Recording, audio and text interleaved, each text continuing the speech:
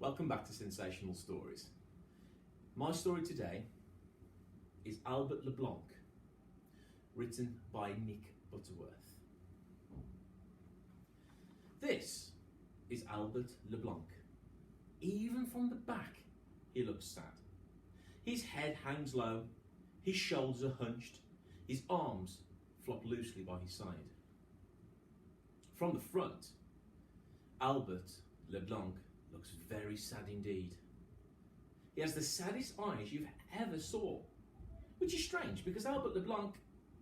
But wait, let me tell the story from the very beginning. When Albert Le Blanc first appeared, sitting all by himself in Mr. Jolly's toy shop, the other animals could only stare. He did look so sad. "Poor love," said Sally the hippopotamus. "We must try and cheer him up." "You could do your funny dance," said Toby the cat. "That would make him laugh." "My dancing is not funny," said Sally. "It is beautiful and artistic." The other toys looked at each other and tried not to smile.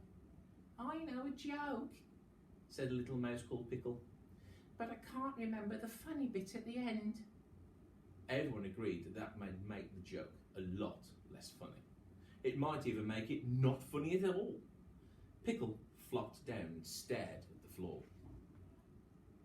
It was at that moment that Jack-in-a-Box, who wasn't in his box, had an idea. "Why don't we try very hard to think of something happy, something funny, something to cheer up a very sad bear? Then we could put it all together and make a show." It was a good idea. Everybody thought so. At first, the toys sat quietly thinking. What could they say? What could they do? Something happy, something funny.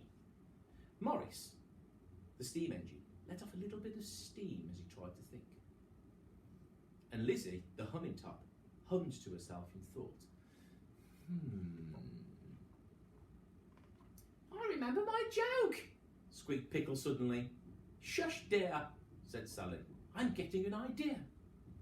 All at once, it seemed that the other toys were getting ideas too. Toby began to snigger. Jack-in-a-Box started to chuckle. Sally began to titter and went off to borrow a hat and find some face paints. Albert Le Blanc watched from where he was sitting as the toys became very busy. What were they doing? What were they up to? Albert Le Blanc didn't have to wait long to find out. Sally was the first to introduce herself. "Good evening," she said with a bow. "I am Sally, hippopotamus and ballerina. This evening, we, the toys of Mr. Jolly's toy shop, will present a happy and entertaining treat, especially to cheer, amuse, and tickle the funny bone of a very sad bear." Albert Le Blanc looked puzzled. "I am very pleased to meet you," he said. "My name is Albert Le Blanc, and I am from France. But please, let me tell you that you must not think that I am..." But Albert was not allowed to say. "Silence, please, for Miss Pickle," the hippopotamus boomed loudly. Pickle came and stood nervously in front of the large, sad-looking bear. She shuffled her feet, she cleared her throat, but no words came out. Whatever Pickle had remembered earlier, she'd suddenly forgotten again.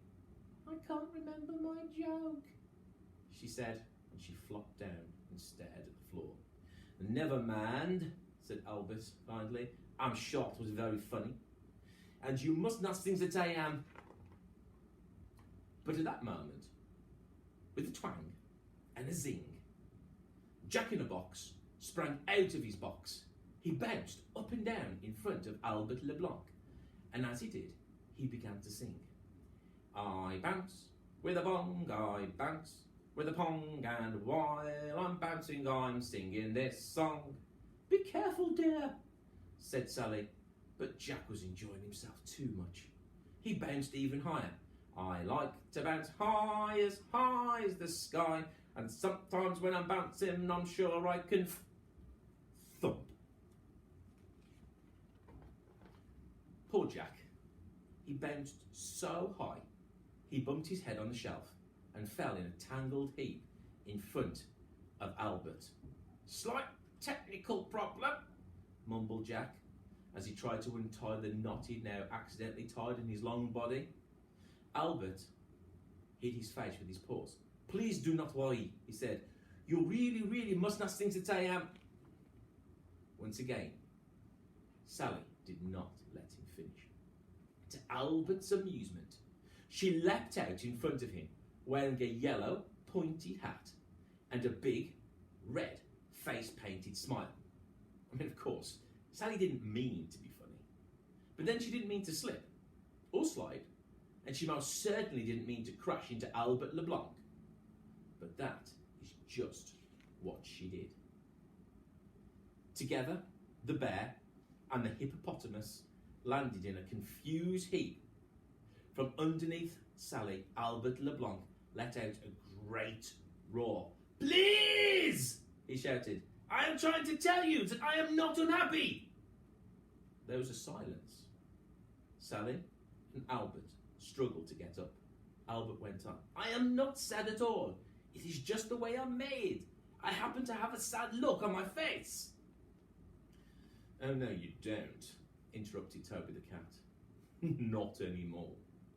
Suddenly, everyone saw Albert LeBlanc was wearing a great, big, red smile. It was Sally's smile. The toys began to giggle. Oh, silly me, said Sally. I'm so sorry, I must have kissed you by mistake. The toys giggled even more, and some of them laughed out loud. But now what was happening to Albert LeBlanc? He began to shake. He grabbed hold of his tummy. His shoulders started to heave up and down. His nose wrinkled up and his sad eyes almost disappeared. Then, to everyone's great surprise, Albert LeBlanc roared out the funniest and loudest laugh any of the toys had ever heard. Albert's enormous laugh made everybody else laugh even more.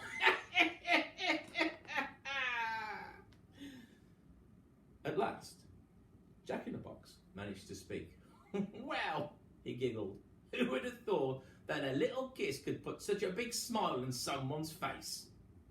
Everyone laughed again, but the biggest, deepest, loudest, and the funniest laugh of all came from a sad-looking bear called Albert LeBlanc.